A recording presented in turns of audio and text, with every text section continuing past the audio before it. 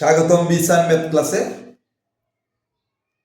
নবম ও দশম শ্রেণীর অনুপাত ও সমানুপাত এই অধ্যায় থেকে, অর্থাৎ অধ্যায় 11 অনুশীলনী 11.2-এর 14 নম্বর যে অঙ্কটি, সেই অঙ্কটি আজকে আমরা সমাধান দেব। আমরা বোর্ডে অঙ্কটি লিখে রাখছি, চলো আমরা আস্তে আস্তে সমাধানে যাই।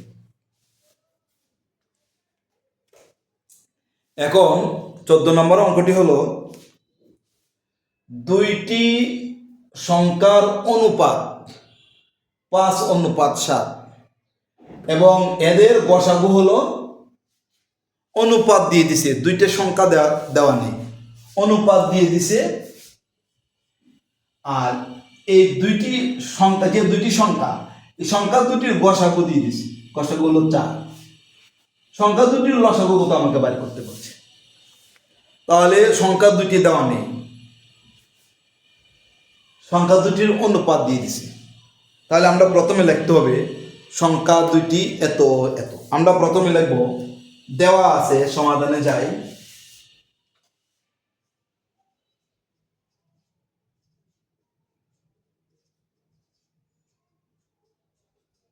দেওয়া আছে কি, দুইটি সংখ্যার অনুপাত,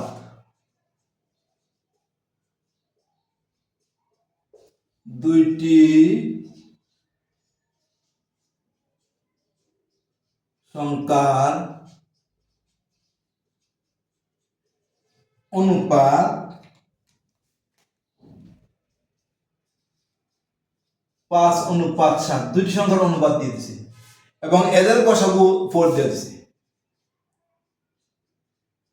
এবং এদের গসাগু 4। এই দুইটা জিনিস দেওয়া আছে, কিন্তু সংখ্যার অনুপাত দেওয়া আছে, সংখ্যা দুইটি দেওয়া নেই। তাহলে আমি প্রথমে লিখবো, মনে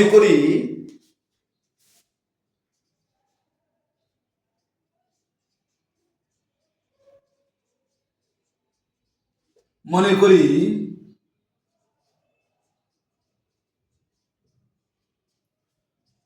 একটি সংখ্যা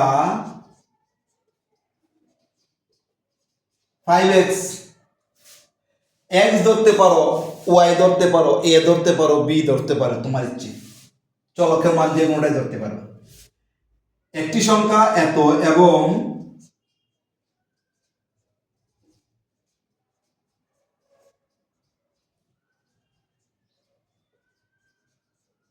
অপর সংখ্যা 7x।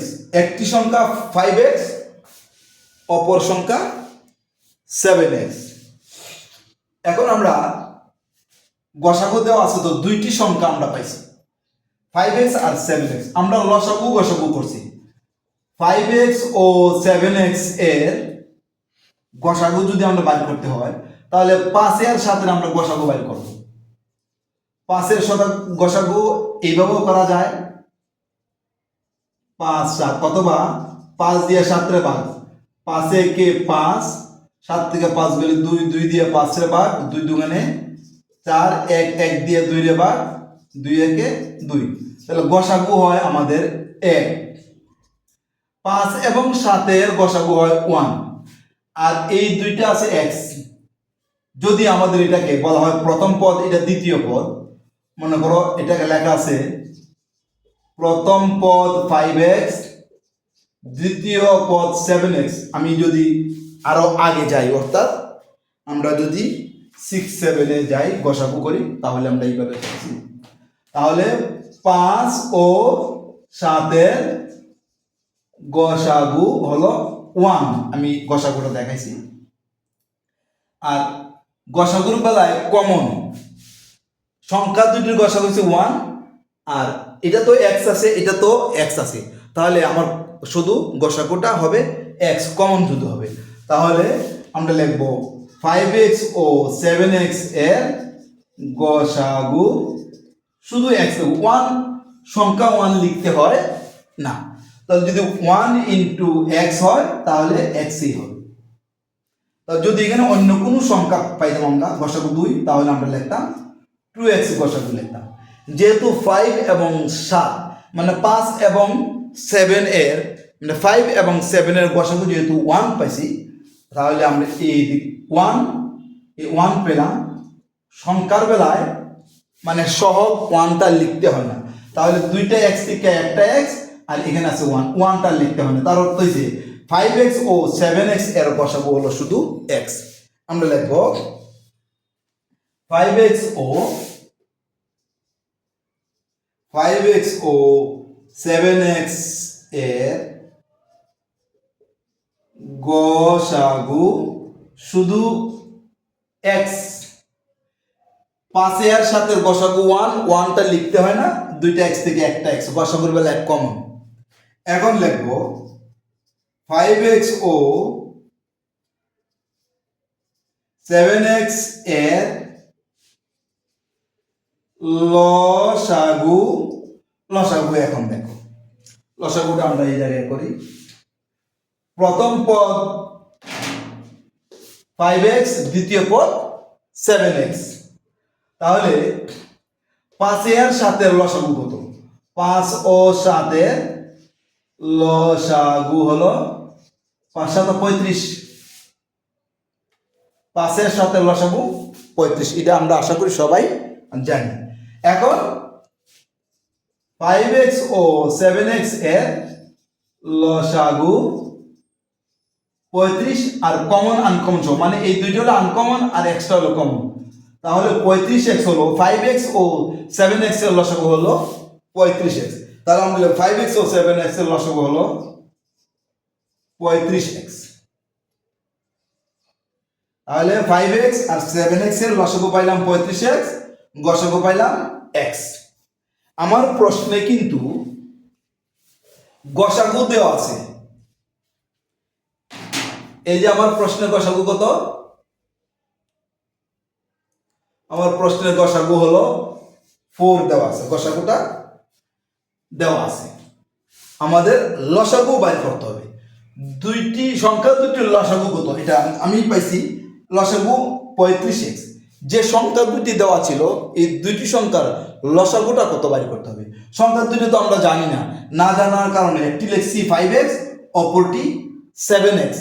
তাহলে আমরা এখন এই 5x আর 7x এর লসাগু পাইলাম এত, x এর মান পেলে আমরা ওই দুটি সংখ্যার লসাগুটা পেয়ে যাব।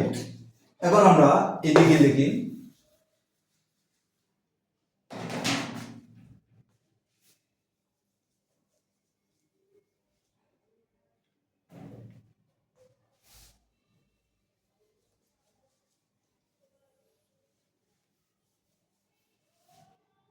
আমরা কি লিখতেছি দেখো, গসাগু দেওয়া আছে 4x, মানে মানে এই এদের গসাগু অর্থাৎ দুইটি সংখ্যার গসাগু, এদের গসাগু দেওয়া আছে 4x আর আমরা গসাগু পাইছি x। এখন আমরা লিখব প্রশ্ন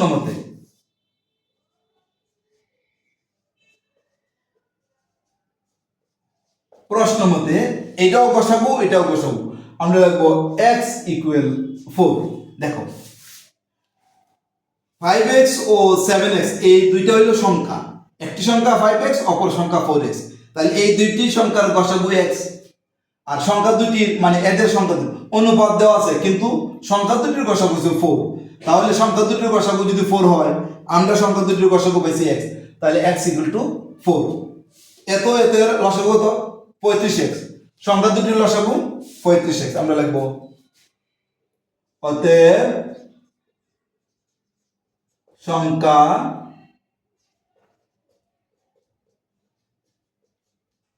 সংখ্যা দুটি লসাগু 35x। এটা তাহলে x এর মানটা আমরা কত পেলাম? x এর মান আমরা 4 পাইছি, 4। তাহলে আমরা লিখবো 35 ইন্টু 4, গুণ করো 4 5 20 শূন্য হাতে হলো 2, 3 4 12, 140। তাহলে সংখ্যা দুটির লসাগু হলো 140। তাহলে আমরা লিখবো আনসার সংখ্যা দুইটি লসাগু 140। তাহলে আশা করি তোমরা অঙ্কটি বুঝতে পারছো। আজকের মতো এখানেই, অন্য কোনো দিন আমরা অন্য কোনো অঙ্ক নিয়ে তোমাদের সামনে হাজির হব। সেই পর্যন্ত তোমরা সুস্থ এবং ভালো থাকো। অবশ্যই আমাদের সাথে থাকবে। আশা করি অঙ্কগুলো তোমরা বুঝতে পারো।